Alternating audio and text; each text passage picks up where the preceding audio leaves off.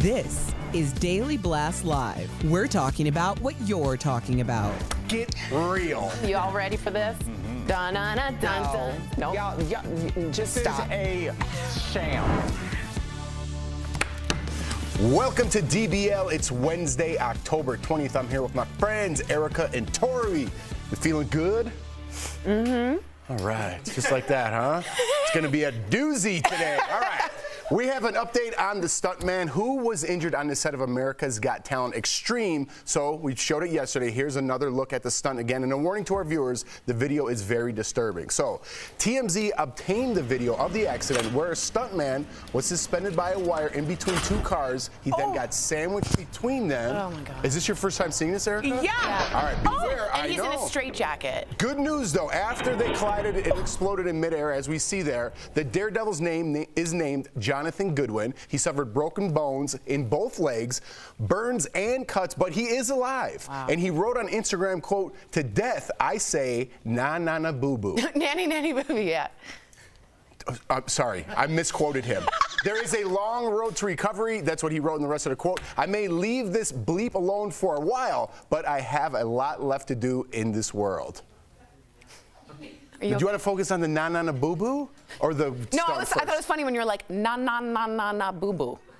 I don't think I said it like that. All right, easy. Erica, what do you think?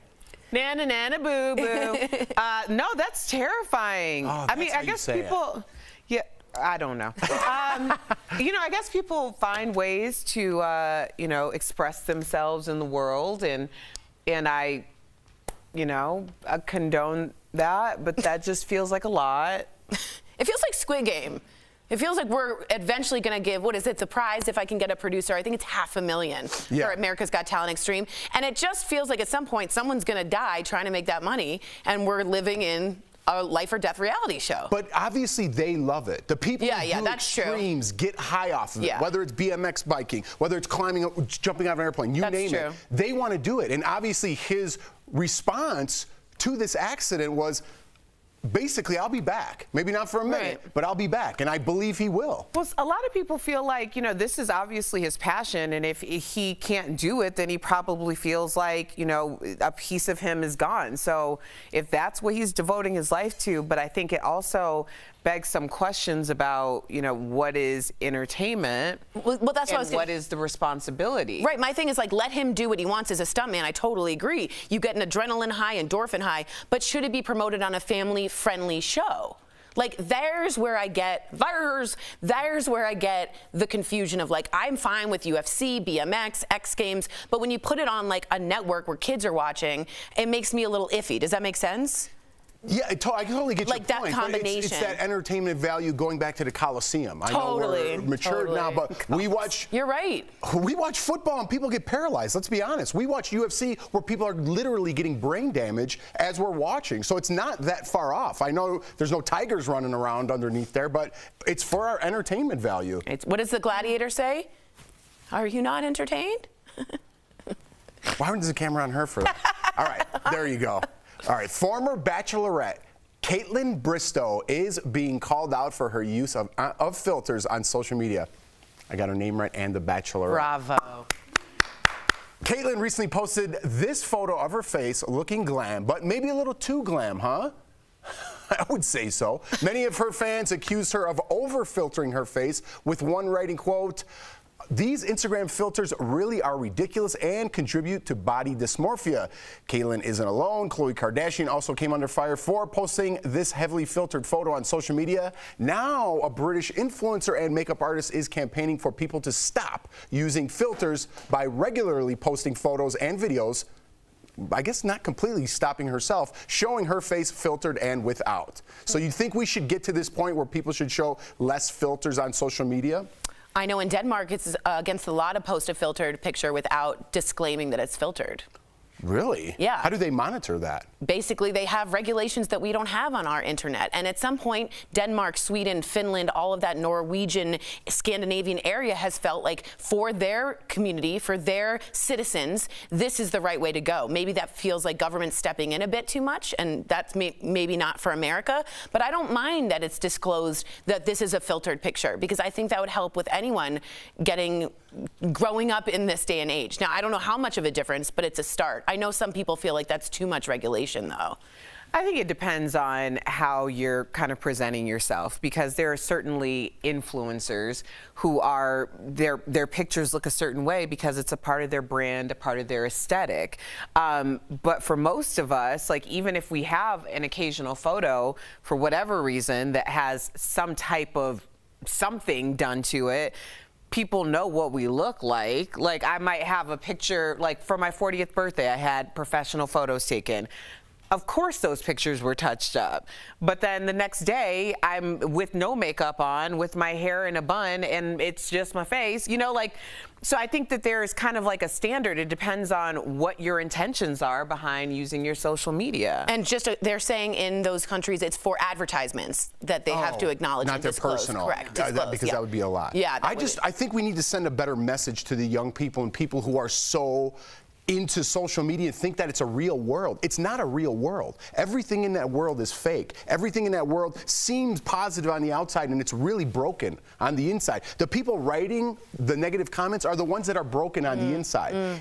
We need to send a better message and teach people how to use social media, because it's not going away, unfortunately. Right, and I think you make a great point, and I think we get very sensitive when it comes to pictures and the idea of like manipulating faces and stuff, but we don't talk about this when we talk about financial issues in terms of mental health. Right. Like, people are constantly posting things that don't belong to them, never have belonged to them, they can't afford it, and they're perpetuating an image that isn't truly theirs. So why aren't we so up in arms about that, as opposed to somebody making their nose smaller? Like, at the end of the day, I feel like financial distress in this country is probably a bigger issue than somebody making their nose smaller. Yeah, I'm with you. I'm with you. All right, so Ed Sheeran is blaming America for his weight gain. Bring it on, Ed Sheeran. Speaking on a British podcast, Ed said that he feels compelled to finish everything on his plate, but that became a problem while eating in the U.S. Take a listen. That's the most difficult thing about trying to eat in America, is the portion sizes are huge. And I always feel now, I used to always finish them, but then I turned into a fat and then now when I go back, I have to just ask, can you just half or quarter it? So I kind of have this problem too. I like to eat everything on my plate, right? So if someone feeds me a lot, if I go to someone's house, I'll eat everything on that plate. Clean plate club. Yeah, Yep. yeah. And I think our portions are way out of control. I'm just speaking for myself, because I'm that guy. I have a real problem with moderation in everything. I'm more of like a graze through the day person, so I always feel bad if there's something I really want on the menu and I'm not going straight home, because I know I'm not going to finish everything on my plate because I just graze. Like, I'd like to take it with me, get some Tupperware and maybe But you put it in my skim. purse. Right, because I know I'm not about to sit down and have this whole meal in one sitting, but I'll have it throughout the day. See, I think it depends on how you're born. And a lot of families, they were like, finish what's on your plate. Finish what's on your plate. You don't get dessert unless you finish what's on your plate. And you get that in your head, and you start to think anything on my plate, you got to finish. And our plate size and our portion size is insane compared to the rest of the world. Remember Super Size Me? We don't need oak barrels of Diet Coke. We don't need buckets of popcorn. I don't need a trough. We need smaller plates, smaller portions, and we sincerely need to look at the way the Mediterranean people eat and the way that they portion their food. It is so easy to just eat in America. It is almost...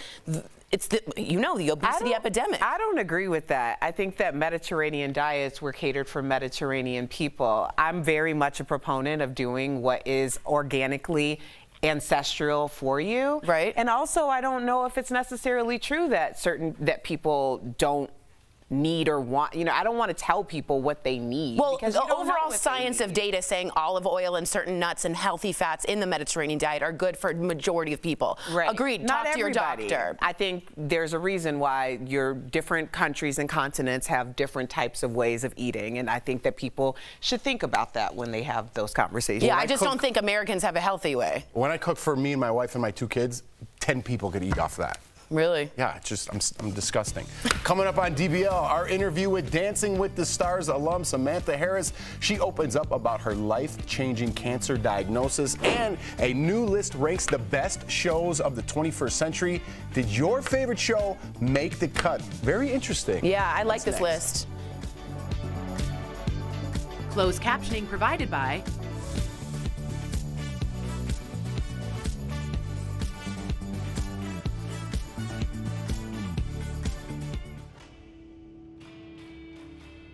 Social media is abuzz with all kinds of claims about Social Security, and we're here to verify what's real and what's not.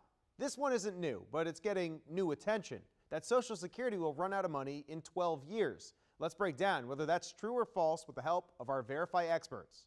We brought that question to 3 economists. They all told us that this is false. No, it is not true. So let's break down where that claim comes from.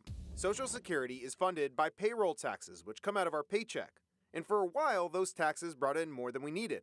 So that surplus was added to a trust fund. Now it's flipped. Our payroll taxes are not bringing in enough, so we're reaching into that trust fund. It's almost like saying, imagine you have $1,000 a month of expenditures, and your primary job only pays you $750 a month. And you're like, I'm short $250. Well, you've got a savings account that you've had up from your working years. So you're now taking out $250 a month to pay up that difference in your expenditures. You keep taking $250 out a month, in the next 10 years, you'll be down to zero. Then what are you going to do? So we could drain the savings account, that is, the trust fund. But that doesn't make us broke. Remember, we still have the payroll taxes. It's absolutely false to say that if we did nothing, we would not be able to pay any Social Security benefits. That's not true. But we would only be able to pay, a fraction of what we're now promising, the fraction probably being around 70 to 75%. Also, our experts say that this could be avoided. Congress could take action at any point to fund Social Security. So we can verify that no, in 12 to 15 years, Social Security payments will not stop. But if Congress doesn't act by then, payments could be less than promised. With your Verify, I'm Evan Kozlov.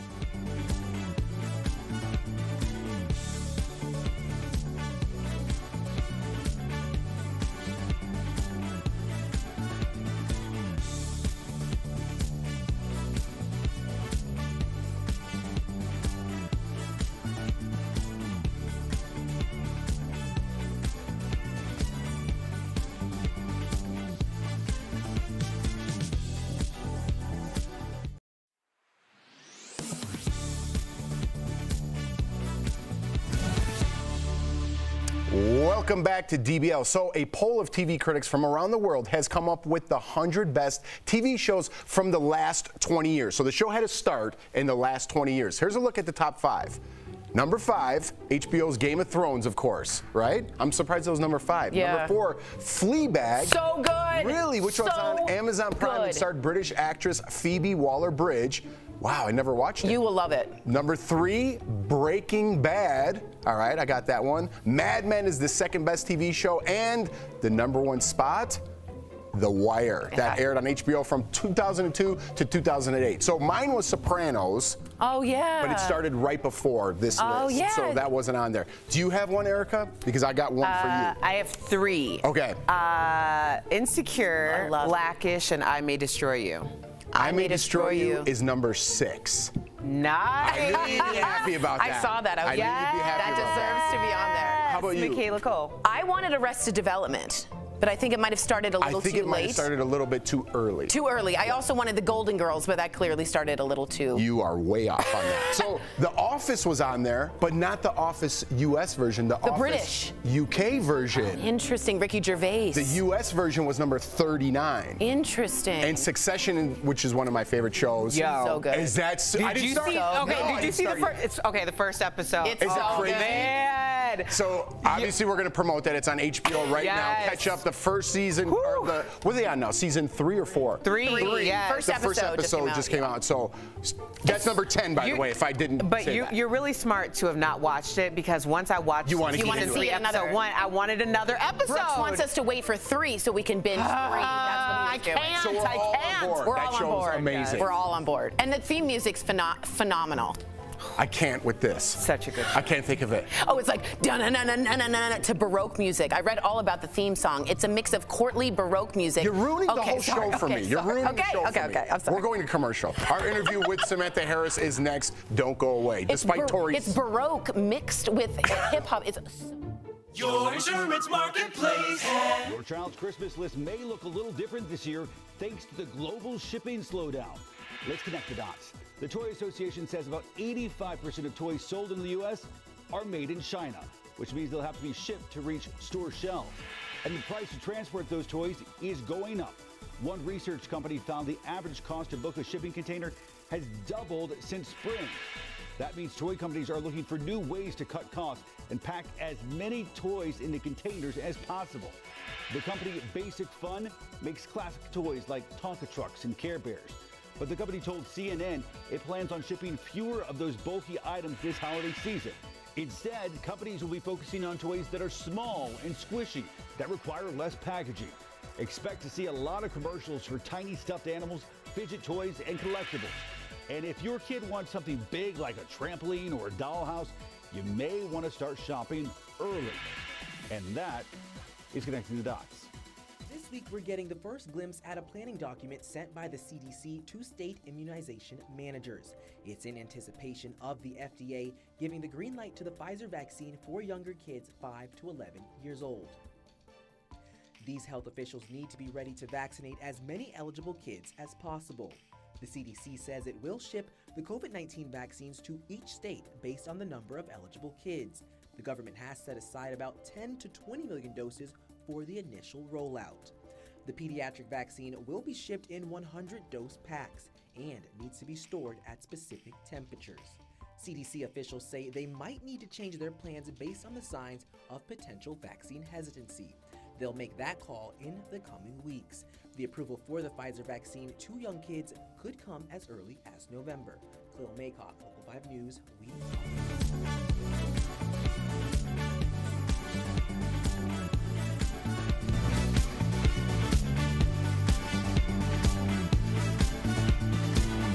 Welcome back to DBL. It's Breast Cancer Awareness Month, and in honor of it, we sat down with former Dancing with the Stars co-host Samantha Harris, an Emmy-winning TV host whose Hollywood fairy tale was coming true, but then a visit to her doctor in 2014 changed everything. That's today's Chatting with the Stars.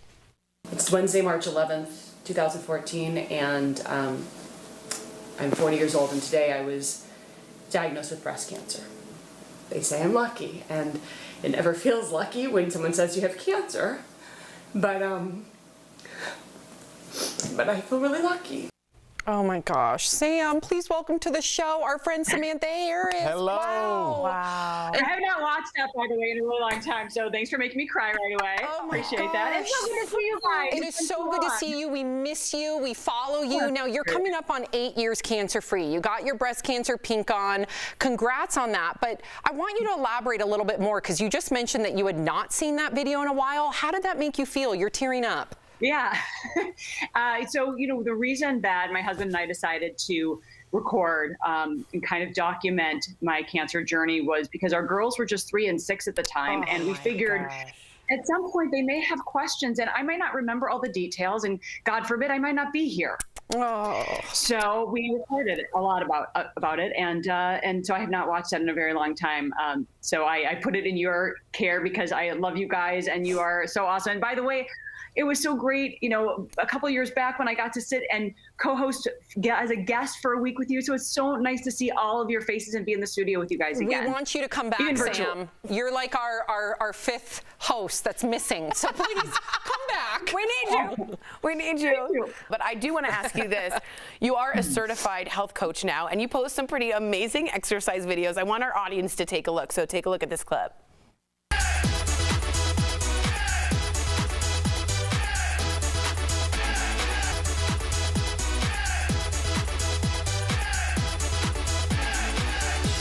From? All right, yeah. First off, where do you get your energy, and did you ever think health would be such a huge part of your life?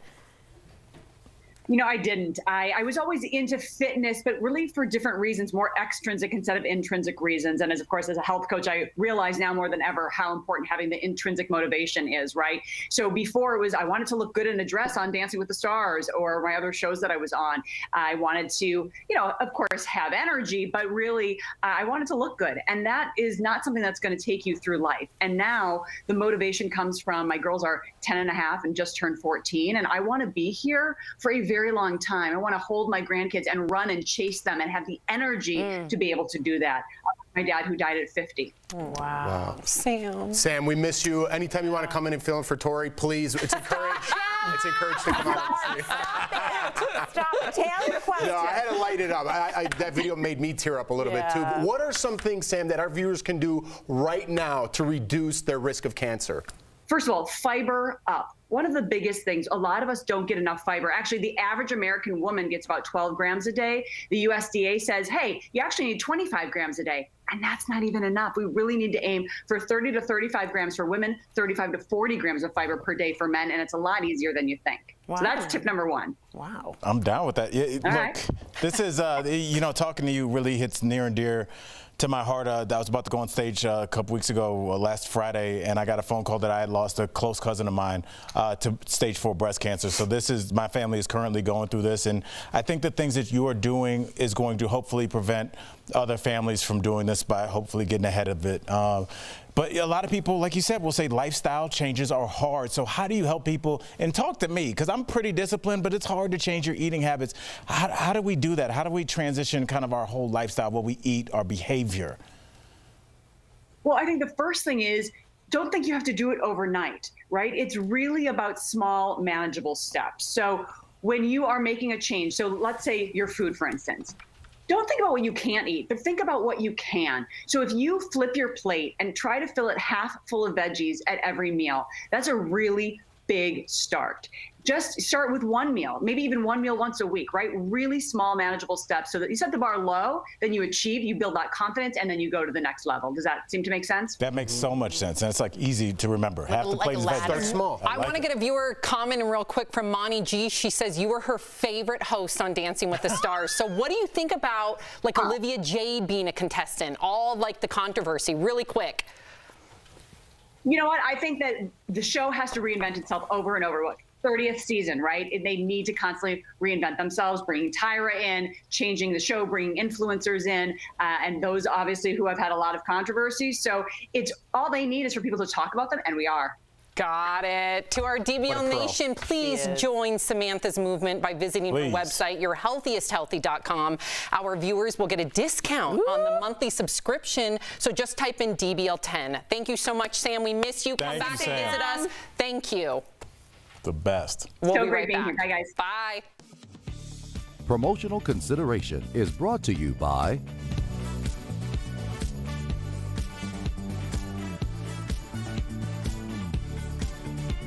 That sound means it is time to verify another day, another scheme, and the bad guys are getting savvier with their tactics. They're already trying to steal your money, and now they're trying to intercept the money you're sending to friends and family. You've probably heard of Cash App. It's one of several money-sharing apps allowing you to bypass the bank and directly repay someone for a debt. So Joanne asked me to verify people on Facebook telling you to send money and receive more. She saw her friend sharing a post that reads in part, Cash App is presently giving out money to help people by this period of pandemic. To benefit, you have to trade with them using gift card or make Cash App transfer for trading and get your winnings immediately after verification, end quote. And then explains if you get $100 worth of gift cards, you'll get $1,500 in return and so forth. Okay, well, right away we notice the missing words and the other grammatical errors, some of which I've circled here. This post immediately gives off red flags, which is why Joanne brought it to my attention. So let's verify. Our sources for this are Cash App, the Federal Trade Commission, and Lachelle Yates with the Better Business Bureau of Central and Northwest North Carolina. They affirm that so-called Cash App promotion is fake. This social media post invokes two golden rules. First, if you are being asked to pay money up front for any reason in order to collect your money, the person asking is a crook. And second, gift cards are not currency. Gift cards are meant to be given as gifts, period. Plus, why would Cash App want your gift cards? The Federal Trade Commission says very clearly no real business or government agency will ever insist you pay them with a gift card. And the Real Cash App has a whole scam warning page on its website. It mentions cash flipping schemes when scammers promise to increase your money if you send them funds first. The scammers sometimes claim, as they did in this case, they need the payment up front for a verification or clearance fee. So bottom line, pausing to think and question can save you a huge headache. First, realize that Cash App is not like a bank account. Your money is not federally insured. Second, use these apps like they were intended, peer-to-peer, sending money to people that you know. And third, if you end up sending money to a scammer, you're not likely to get your money back. These money sending apps, they're not going to shoulder the cost of fraud like credit card companies do. In conclusion, we verify no, the post claiming Cash App will pay you 10 times the money on a gift card is fake. Thanks, Joanne, for sending the post to us instead of resharing it online. And watch how much you send on payment apps, even to trusted sources. Starting January 2022, a new IRS rule will require you to report any Cash App business transactions of more than $600 to the federal government. With your Verify, I'm Megan Malaris.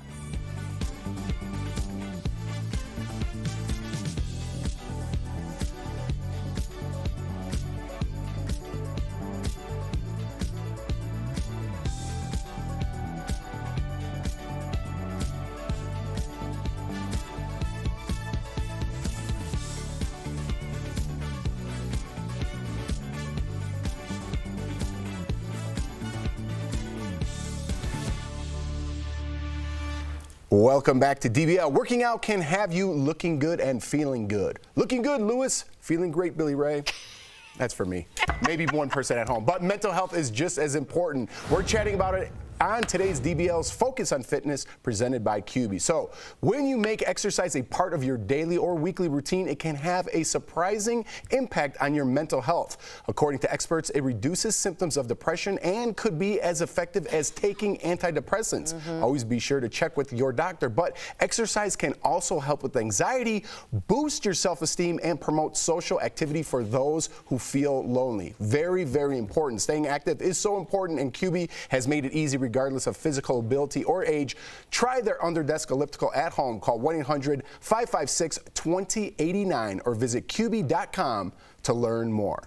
First of all, that was Trading Places in the beginning. Feeling good, Lewis? We'll talk about people's mental health. Clearly, I'm not right You're not either. there. But we're just talking about physical and mental activity at home, right? Yeah, I just started. I told them I had surgery in August for a polyp removal on my uterus, and it was abdominal, so I just stopped working out as an excuse. And yesterday I had to, because the anxiety was so bad, and instantly I felt better. And so if it's your first day, I know it's the toughest, but just start. Anything, just a walk, it helps. It can save your life, for real. Do you feel that your mental, like you...